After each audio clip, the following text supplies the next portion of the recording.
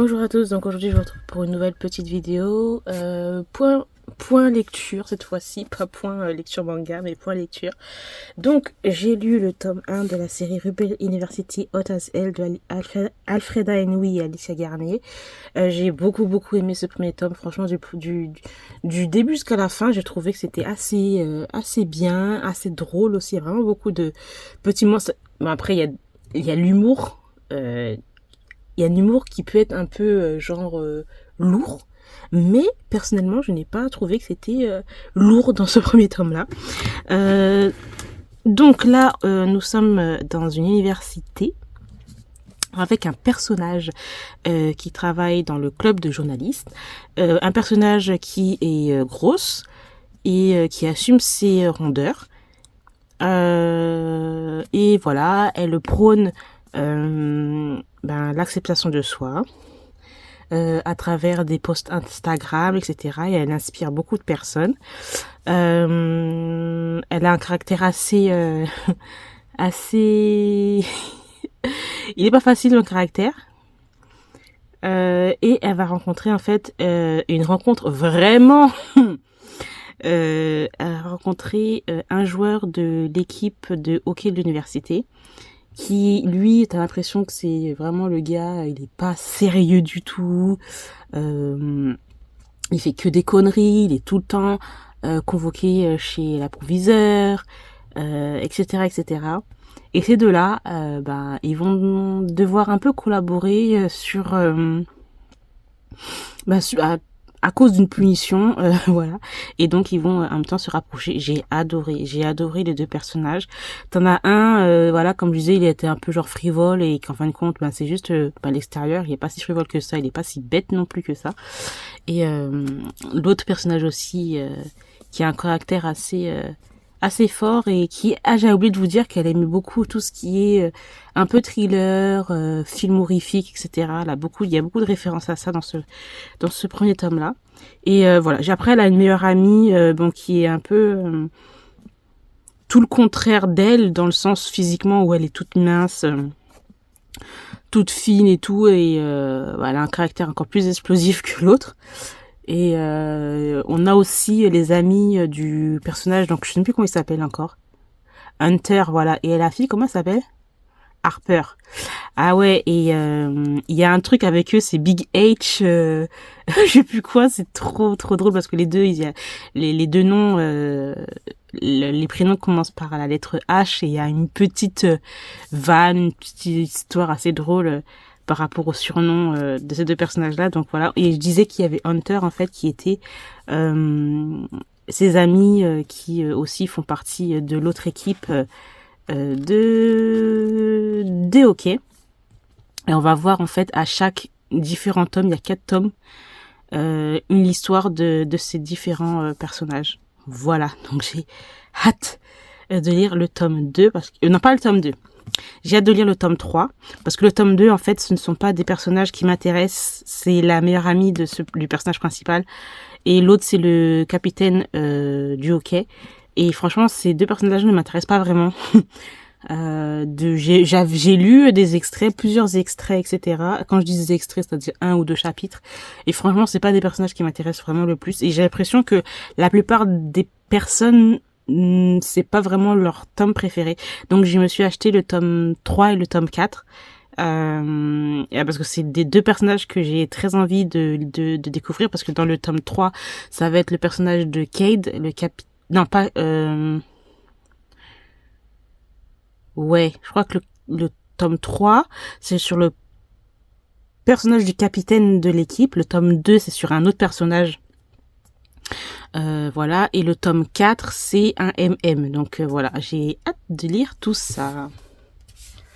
Alors ensuite, j'ai relu la série Les Frères McCloud, le tome 4.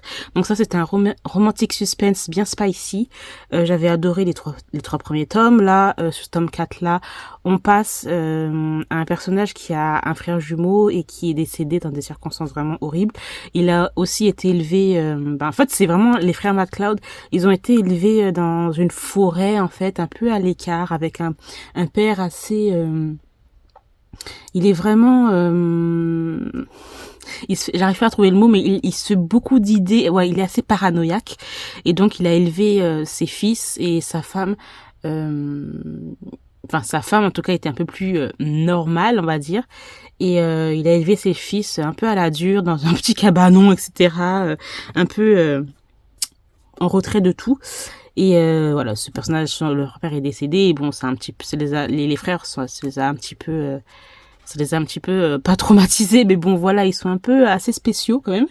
Et tous ces frères là, en fait, travaillent dans une agence de détective, mais de base, ils ont fait l'armée. Voilà, c'est des personnages qui, pas l'armée genre simple, mais vraiment des grosses missions, des grosses équipes, etc. Et donc voilà, ils se sont reconvertis comme je disais, dans une agence de détective. Et voilà. Et donc dans ce tome-ci là, on est avec un personnage qui, comme je le disais, avait un frère jumeau qui est décédé, et qui, ça le hante toujours, ce personnage. Donc c'est le personnage de Sean, voilà. Et en fait, quand il était plus jeune, Sean a rencontré l'autre personnage principal féminin, donc c'était elle, comment elle s'appelle? Liv. Voilà, Liv, qui fait partie d'une famille assez noble, d'une petite... voilà, c'est vraiment une petite ville, mais dans cette petite ville-là, c'est une des familles les plus influentes, les plus riches et les plus nobles, voilà. Et en fait, quand ces deux-là se sont rencontrés quand ils étaient un peu plus jeunes, elle avait genre, je sais pas, peut-être 16, 17 ans, et l'autre, il avait 19 ans.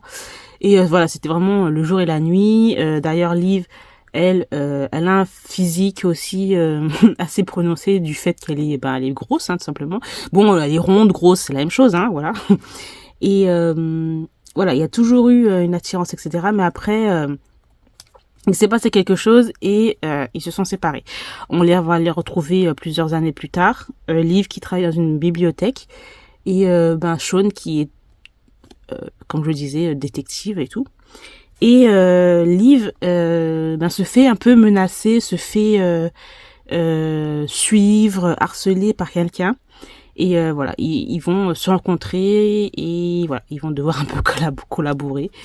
Et voilà, c'est de la romance, mais j'aime bien la petite quand même enquête et tout qui est pas mal. En plus, on a le point de vue à chaque fois du méchant, donc j'aime bien cette série aussi. Et voilà, comme je disais, il y a vraiment des scènes bien spicy.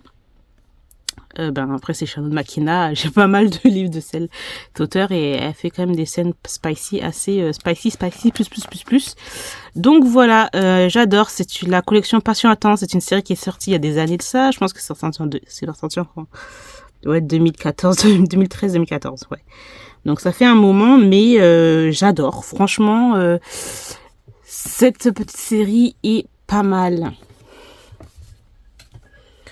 Alors ensuite, j'ai lu aussi un automne pour te pardonner de Morgane Maucomble. Donc c'est un des premiers livres que je lis de cette autrice française qui a beaucoup de succès auprès des lectrices ou lecteurs. Et premier tome, je pense pas que je vais le garder. Je vais pas je vais pas lire la suite non plus. J'ai bien aimé, mais sans plus. Ce que j'ai adoré, c'était l'enquête. Et franchement, l'auteur, elle nous a tenu en haleine jusqu'à la fin. Il y a un plot twist de ouf, et on pouvait pas non plus s'attendre. Mais j'avais un petit doute. Je me suis dit, ça doit être ce personnage-là. Et en fait, donc, si les personnes ont lu cette histoire, ils vont un peu comprendre ce que je vais dire. Je me suis dit, ça, c'est obligé que ça soit lui. C'est obligé que ce soit lui. Et au final, en fait, quand c'était bien lui, mais pas lui.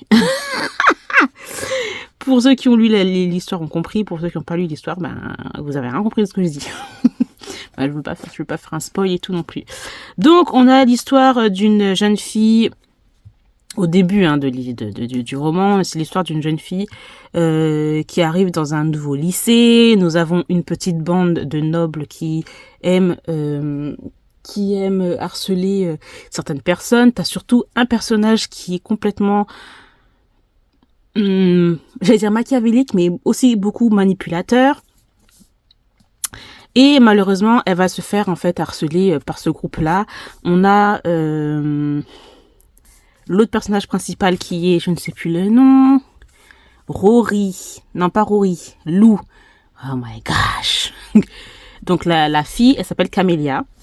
Et dans ce groupe-là que je disais d'harceleurs, nous avons Lou qui est un petit peu à part, qui ne l'harcèle pas puisqu'il a un petit coup de cœur sur elle, mais en secret, mais il veut pas non plus montrer de l'intérêt à Camélia, puisque nous avons, comment il s'appelle, Rory, lui qui est ce gars bien manipulateur, et en plus de ça, ils ont une relation, Rory et Lou, c'est les deux gars, hein.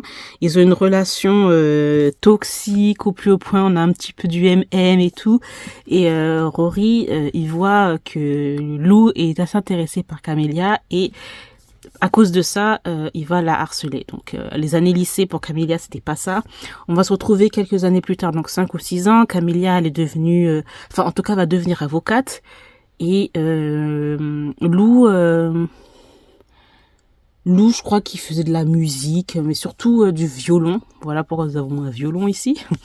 Et des échecs, etc. Il y a vraiment plein d'indices là-dedans. C'est pas mal à ça. Hein. Et donc voilà, Lou va en fait se retrouver en prison et Camélia va devoir tout simplement être là pour le défendre. Mais en fait, elle veut se venger en même temps, tant qu'elle y est. Of course, nous avons de l'attirance entre les deux personnages puisque ils s'aimaient, c'était des crushs secrets quoi. Et voilà, donc on va suivre tout ça. L'enquête est vraiment trop bien. Franchement, c'est ce qui m'a le plus intéressé. La romance. Alors là, franchement, j'ai détesté. J'ai pas aimé les deux personnages. J'ai pas été attachée à ni l'un ni l'autre.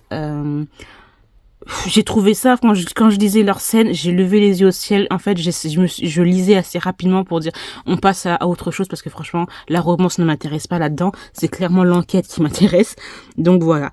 Le deuxième tome qui va sortir, je crois, en décembre, avec une magnifique, franchement, les couvertures sont magnifiques, qui est un peu couleur bleue et tout. Ça va être sur l'histoire de la meilleure amie de Camélia. On va passer au tout autre genre, mais ça m'intéresse pas, franchement. Après, comme c'est mon premier roman de Morgane Maucombe, je trouve c'est vraiment pas mal l'écriture et tout.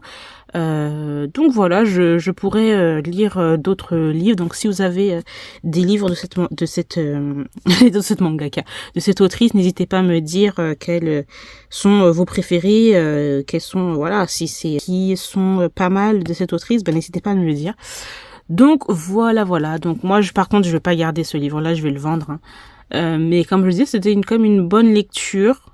Mais l'enquête, franchement, c'est ce qui était vraiment génialissime. Hein. Franchement, la fin elle est vraiment excellente. Je comprends pourquoi tout le monde était surpris.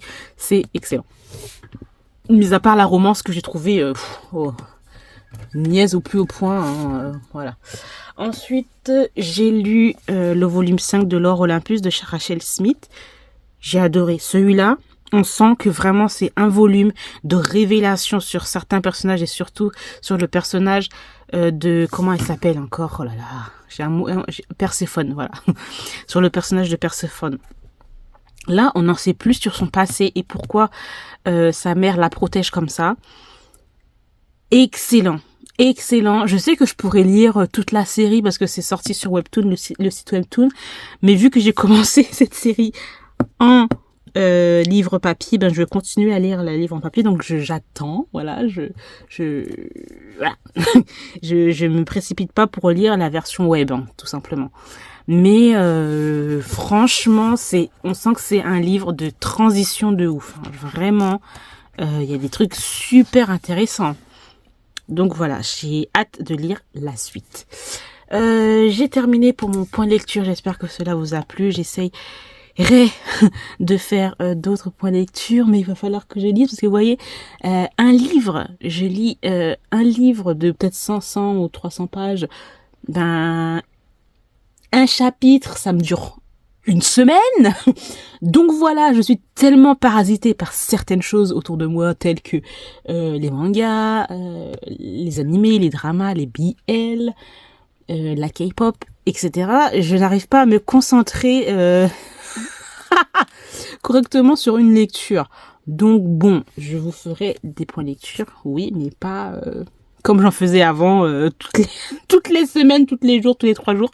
Voilà. Donc voilà, je vais essayer de lire un peu plus, mais bon, c'est pas une obligation non plus, hein, c'est fait avec envie. En tous les cas, j'espère quand même que cette petite vidéo vous aura plu. Je vous remercie de l'avoir regardée. Je vous retrouve très bientôt. Bye bye.